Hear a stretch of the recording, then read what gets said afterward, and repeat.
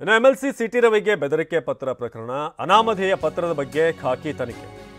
MLC city ರವಿಗೆ ಬೆದರಿಕೆ ಪತ್ರ ಬಂದಿರುವಂತಹ ಪ್ರಕರಣಕ್ಕೆ ಸಂಬಂಧಪಟ್ಟ ಹಾಗೆ ಈ ಅನಾಮಧೇಯ ಪತ್ರ ಏನಿದೆ ಅದರ ಬಗ್ಗೆ ಪೊಲೀಸರು ತನಿಖೆ ಕೈಗೊಳ್ತಿದ್ದಾರೆ.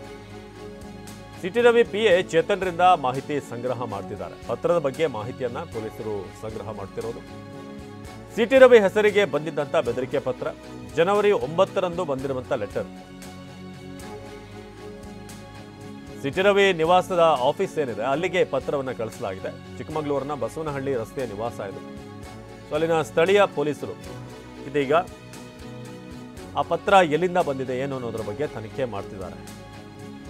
ವಿಜಯಪುರ ಮುಖ್ಯ ರಸ್ತೆ ಅಂಚೆ ಕಚೇರಿಯಿಂದ ಪತ್ರವನ್ನು ಪೋಸ್ಟ್ ಮಾಡಲಾಗಿದೆ. ಜನವರಿ 8ರಂದು ಅಂಚೆ ಕಚೇರಿಯಿಂದ ಪೋಸ್ಟ್ ಆಗಿರುವಂಥ ಪತ್ರ. ಸೊ ಬೆದರಿಕೆ ಪತ್ರದ ಹಿಂದೆ ಬಿದ್ದ ಬಸವನಹಳ್ಳಿ ಪೊಲೀಸರು. ಇನ್ನು ಅಂಚೆ ಕಚೇರಿ ಸುತ್ತಮುತ್ತಲಿನ ಸಿಸಿ ಕ್ಯಾಮೆರಾಗಳನ್ನು ಕೂಡ ಪರಿಶೀಲನೆ ಮಾಡಲಾಗ್ತಿದೆ. ಪಿಎ ಚೇತನ್ರಿಂದ ಮಾಹಿತಿ ಸಂಗ್ರಹಿಸಿರುವಂಥ ಪೊಲೀಸರು ಬಿಜೆಪಿ ಎಂಎಲ್ಸಿ ಸಿಟಿ ರವಿ ಹೆಸರಿಗೆ ಬಂದಿದ್ದಂಥ ಈ ಒಂದು ಬೆದರಿಕೆ ಪತ್ರ.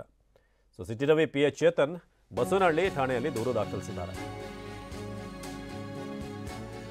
ಇನ್ನು ಈ ಬೆದರಿಕೆ ಪತ್ರ ಸಂಬಂಧಪಟ್ಟ ಹಾಗೆ ಸಿಟಿ ರವಿ ಆರೋಪಕ್ಕೆ ಎಂಬಿ ಪಾಟೀಲ್ ತಿರುಗೇಟು ಕೊಟ್ಟಿದ್ದಾರೆ.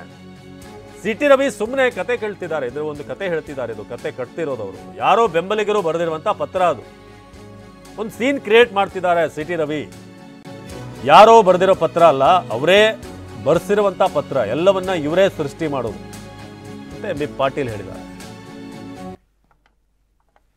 ಲಕ್ಷ್ಮೀ ಹಬ್ಬಕ್ಕೆ ಬರೆದಿದ್ದಾರಂತ ಸುಮ್ಮನೆ ಇದನ್ನ ಕತೆ ಹೇಳ್ಕೊಂಡು ಯಾರೋ ಬೆಂಬಲಿಗರು ಬರೆದಿದ್ದಾರೆ, ಅದು ಮಾಡಿದ್ದಾರೆ ಅಂಥೇಳಿ ಇದೆಲ್ಲವೂ ಇವರೇ ಸೃಷ್ಟಿ ಮಾಡ್ಕೊಳ್ಳುವಂಥದ್ದು. ಇವರೇ ಸೃಷ್ಟಿ ಮಾಡಿರ್ತಾರೆ ಅದನ್ನು ರವಿಯವರು. ಬೆದರಿಕೆ ಪತ್ರ. ಚಿಕ್ಕಮಗಳೂರಿನ ಪ್ರತಿನಿಧಿ ಅಶ್ವತಿ ಬಗ್ಗೆ ಹೆಚ್ಚಿನ ಮಾಹಿತಿಯನ್ನು ನೀಡ್ತಾರೆ. ಅಶ್ವತಿ, ಈಗ ಈ ಒಂದು ಬೆದರಿಕೆ ಪತ್ರ ಸಂಬಂಧಪಟ್ಟ ಹಾಗೆ ಎಲ್ಲಿಂದ ಪೋಸ್ಟ್ ಆಗಿರೋದು, ಜೊತೆಗೆ ಈಗ ಸ್ಥಳೀಯ ಪೊಲೀಸರು ಹೇಗೆ ಅದನ್ನು ಇನ್ವೆಸ್ಟಿಗೇಟ್ ಮಾಡ್ತಿದ್ದಾರೆ? ಅಶ್ವತ್.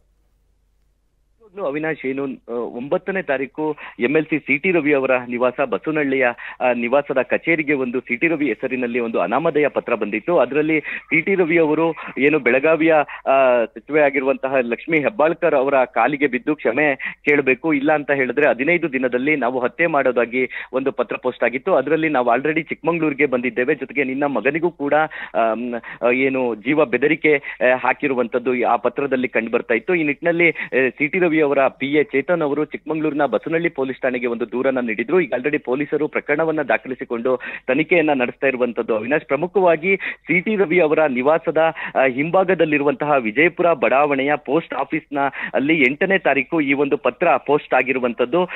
ಪ್ರಮುಖವಾಗಿ ಸಿಟಿ ರವಿ ಮನೆಯವರಿಂದ ಕೂಗಳಿಕೆಯ ದೂರದಲ್ಲಿ ಈ ಪೋಸ್ಟ್ ಆಫೀಸ್ ಇರುವಂತದ್ದು. ಆ ಪೋಸ್ಟ್ ಆಫೀಸ್ ನ ಸುತ್ತಮುತ್ತ ಇರುವಂತಹ ಸಿಸಿ ಕ್ಯಾಮೆರಾವನ್ನ ಕೂಡ ಪೊಲೀಸರು ಒಂದು ತನಿಖೆಯನ್ನ ನಡೆಸ್ತಾ ಇರುವಂತದ್ದು. ಜೊತೆಗೆ ಸಿಟಿ ರವಿ ಅವರ ಪಿಎ ಚೇತನ್ ಅವರಿಂದಲೂ ಕೂಡ ಈಗ ಸಾಕಷ್ಟು ಮಾಹಿತಿಯನ್ನ ಕೂಡ ಪಡ್ಕೊಂಡಿರುವಂತದ್ದು. ಈ ಒಂದು ಪತ್ರಕ್ಕೆ ಸಂಬಂಧಪಟ್ಟಂತೆ ಸಾಕಷ್ಟು ಈಗ ಚರ್ಚೆ ಕೂಡ ಚಿಕ್ಕಮಗಳೂರಿನಲ್ಲಿ ನಡೀತಾ ಇದೆ.